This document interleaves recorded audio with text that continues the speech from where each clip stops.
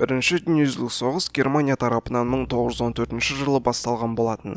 Әлемді жаулап алғысы келген Германия алайда 1918 жылы жеңіліс тапты. Араға 20 жылдай өткізіп, дәл сол Германия екінші дүниежүзілік соғысты бастап кетеді. Үлкен үмітпен нацистік Германия басшысы Адольф Гитлер осы жылғы соғыста бар күшін аямайды. 2 жылдың ішінде Европаны өзінің альянсымен бірге қол астына қаратып, сол кездегі аса жойқын мемлекеттердің бірі Кеңес Республикасының территориясына ене бастайды. Кеңес Республикасының территориясына ене бастаған кезде ақыр аяғында дәл сол кеңестік республикадан ірі жеңіліс тауып бас көтертпейтіндей қылып тастайды. Статистикаларға сүйенсек, бірінші дүниежүзілік соғысқа 59 тәуелсіз мемлекет, ал екінші дүниежүзілік соғысқа 73 тәуелсіз мемлекет қатысқан. Екеуі де үш құрлықты қамтыған өте жойқын тарихтағы есте қалатын әскери конфликттер болды. Өте көп зардаптар мен шығындар туындаған болатын. Ендігі кезекте, егер үшінші дүниежүзілік соғыс болса, олар қалай басталуы және қалай жалғасуы мүмкін? Кішкене де болса сараптап көрейік. Бірден айтып қояйын, мен үшінші дүниежүзілік соғысты болады деп айтып жатқан жоқпын, яки болғанын қалап жатқан жоқпын. Сондықтан комментарийге артық, орынсыз пікірдің қажеті жоқ. Үшінші дүниежүзілік соғыс қалай басталуы мүмкін? Мүмкін қазіргі алыптар Ресей, ақш немесе Қытай осылардың біреуі бастар. Не болмаса таяу шығыстағы конфликттер қатты өрбіп, үшінші дүниежүзілік соғысқа алып келер. Бірақ бұлар жай ғана варианттар. Ал қару-жарақтары қандай болмақ? Қазіргі заманғы технологиялар идеалды түрде жасалған және еш мінсіз. Осындай өте қуатты технологиялар үшінші дүниежүзілік соғысты тарихта болған аса ірі жойқын ететіні күмәнсіз. Жай ғана спутниктер арқылы басқарылатын жарылғыштарды алсақ, қаншалықты глобалды болатынын көреміз. Егер де бұл соғыс басталса, мүмкін бүкіл планетаны қамтитын шығар. Бірақ бір нәрсені түсінгеніміз жөн, және бір нәрсені ұмытпағанымыз жөн. Әлемде 14.185 атом бомбасы бар. Бұл өте үлкен сан. Егер ең кішкентайлар тұтас бір кішігірім қалаларды жерден жоқ қылып жіберетінін ескерсек, үлкен цар бомба сияқты бомбалар туралы ойлау тіпті қорқынышты.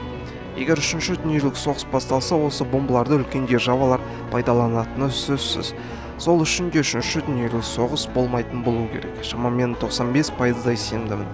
Неге десеңіздер, Эйнштейннің бір сөзін сөзге тиек етейін. Үшінші дүниежүзілік соғыста қандай арсеналмен, яғни қару-жарақтармен соғысатын қайдан, бірақ төртінші дүниежүзілікте таяқпен соғысатын болады. Бұл дегеніміз үшінші дүниежүзілік соғыс бізге жай ғана зардаптар емес, планетаралық апокалипсис әкелуіне себепкер болуы мүмкін. Сондықтан да алпауыт елдер глобалды соғыстың болғандарын қаламайды, өйткені арты жақсылық болмайтын біледі. Тіпті Ресей президенті Путин де дәл солай ойлайды. В современных международных условиях это было бы планетарной катастрофой, и хочется надеяться, что не найдется на планете Земля сегодня человек сумасшедший, который решится на использование ядерного оружия. Бірінші және екінші дүниежүзілік соғыстар кімнің ең мықты ел екендігін көрсеткен соғыстар болды. Сол кездері Кеңес Республикасы мен ақш әлемдік аренада алдыға шығып, көшбасшы державалар деп саналды.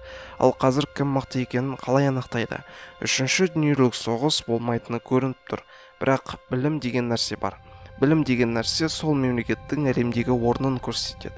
Мен сіздерге 100% кепілдікпен айта аламын. Әлемде кім үлкен билікке ие екенін оның халқының сауаттылығына қарап бағалауға болады. Мысалға, екінші дүниежүзілік соғыстан кейін бас көтермейтіндей жеңіліп қалған Жапония бар бюджетін жастарын шетелдерге оқытып, өз еліне жұмыс істеуге жібереді. Бүкіл дерлік ақшасын халық сауаттылығына жұмсайды. Және қазір кішкентай жер көлеміне қарамастан әлем санасатын мемлекетке айналып отыр. Дәл сол сияқты Сингапур, Гонконг, Тайвань, Оңтүстік Корея елдерін айтуға болады. Жер көлемдері өте кішкентай болғанмен халқы сауаттылығы жоғары болған үшін видеодан қарап жатқаныңыздай әлемдегі өте әсем мемлекеттердің бірі. Бұл 4 мемлекетті Азия жолбарыстары деп айтады. Өйткені 1960-1990 жылдары өте үлкен прогресс көрсеткен болатын. Және бұл 4 мемлекетпен бүкіл планета санасады.